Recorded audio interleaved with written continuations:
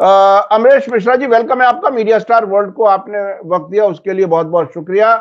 आगे बढ़ने से पहले सबसे पहला सवाल जो मैं समझना चाहता हूं कि जिस तरह से सीरिया में हुकूमत बदली गई और उसके बाद अब जो कत्लेआम का सिलसिला है, उस कत्लेआम को किसी तरह से जस्टिफाई नहीं किया जा सकता।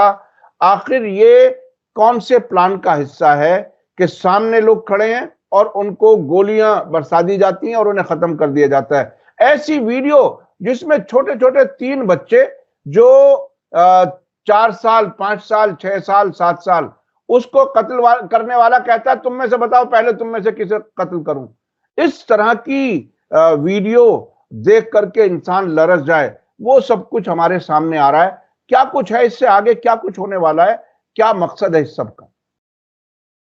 और देखिए, इसमें जो जो बहुत बड़ी ह्यूमन ट्रेजेडी है। और हालांकि इसमें एक चीज है, मैं आपको बताऊं कि सीरिया के रेजिस्टेंस की जो बात हम लोग ने कही थी, वो उसने अपना अच्छा पिछले कुछ दिनों से 2 महीनों से घटनाएं हो रही थी, एचटीएस के लोग भी मारे जा रहे थे।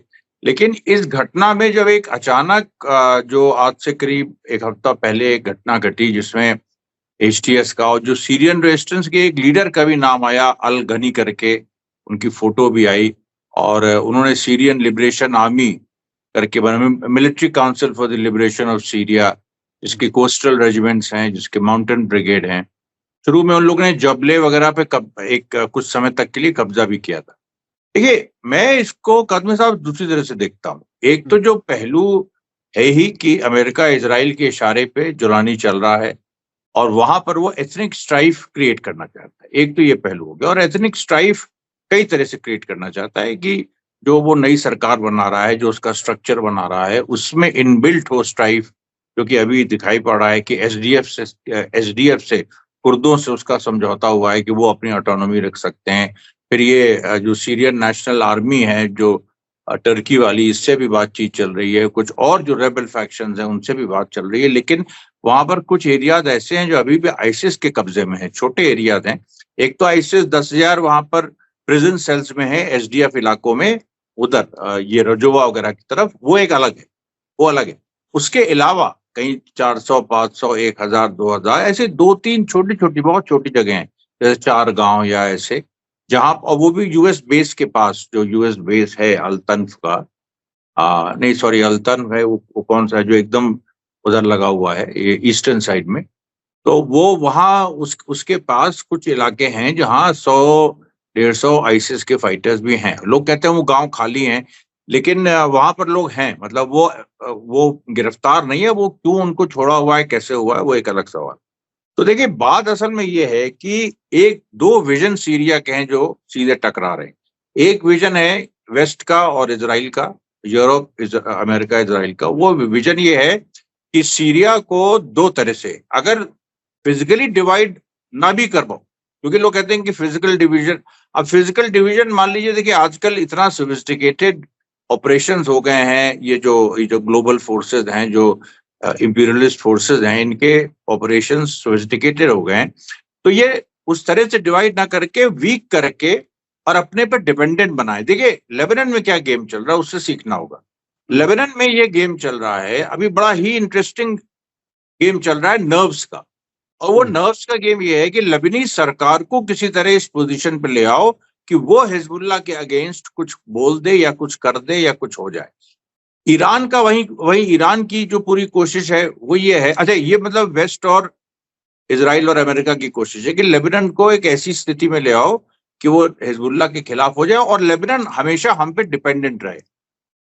इजराइल का इस पर बयान आ चुका है। इजराइल ने बल्कि लेबनान, सीरिया दोनों के बारे में कहा है कि ये जॉर्डन की तरह हमें चाहिए, जॉर्डन मॉडल है हमारा।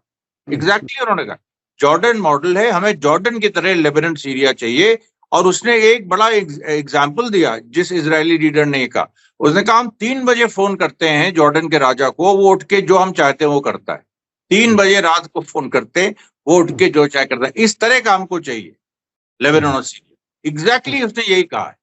और उसके बाद आप देखिए, तो अब जब लेबनान को इन्होंने ये बनाना है, तो ये लेबनान और सीरिया को, तो लेबनान में एक जंग चल रही है पॉलिटिकल, जो ये है कि भाई वो हिजबुल्लाह को वो करो, उधर ईरान और हिजबुल्लाह क्योंकि वहां मजबूत हैं, वो अपना एक पॉलिटिकल कैंपेन चला रहे हैं, जनता का कैंपेन चला रहे हैं कि देखो हमने इजराइल से 2000 में भी निजात दिलाई, अभी भी हमने इजराइल को हटाया।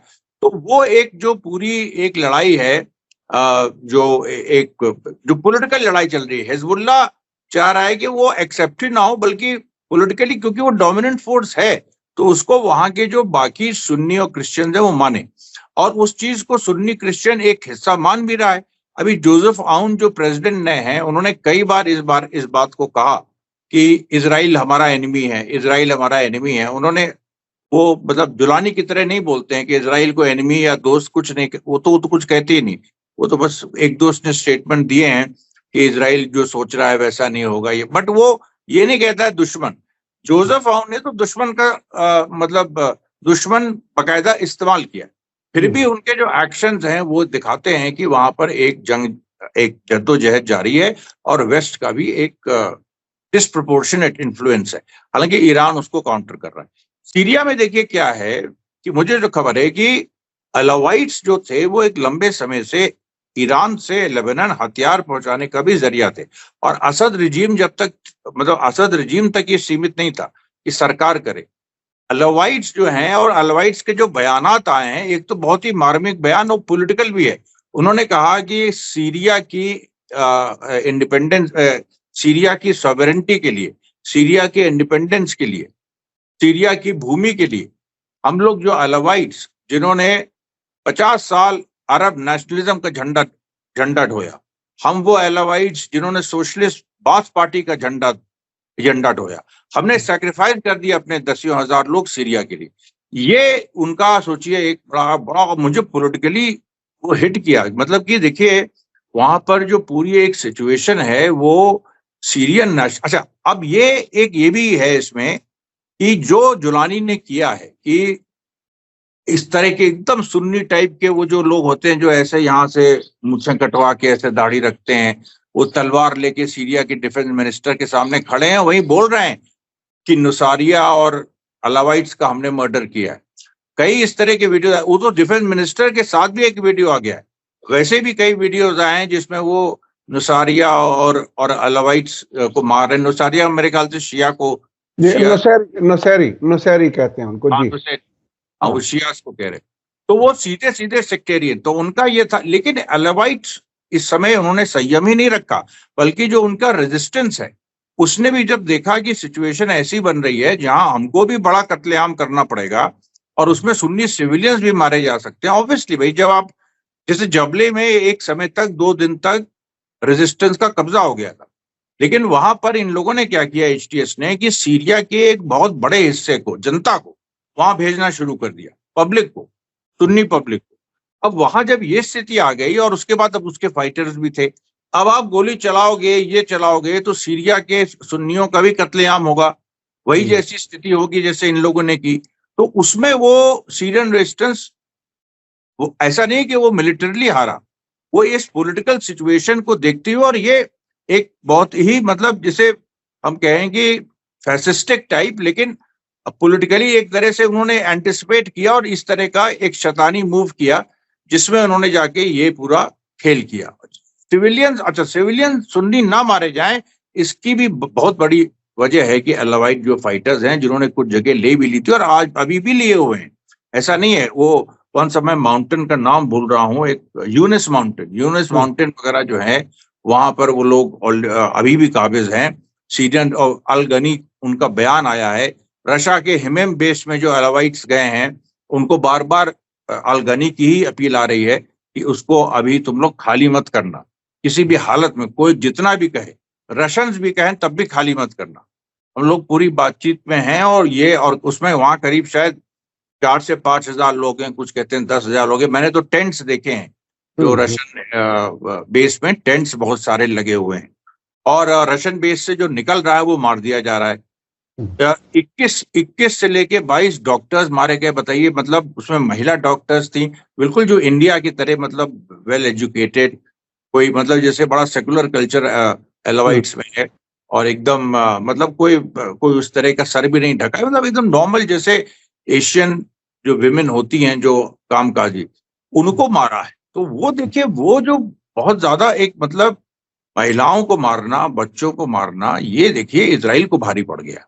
तो ये जुलानी को तो बहुत ही ज्यादा भारी पड़ने वाला है। और जुलानी देखिए बहुत दिनों तक बचेगा नहीं। अब इसने अपना डेथ वारंट साइन कर लिया।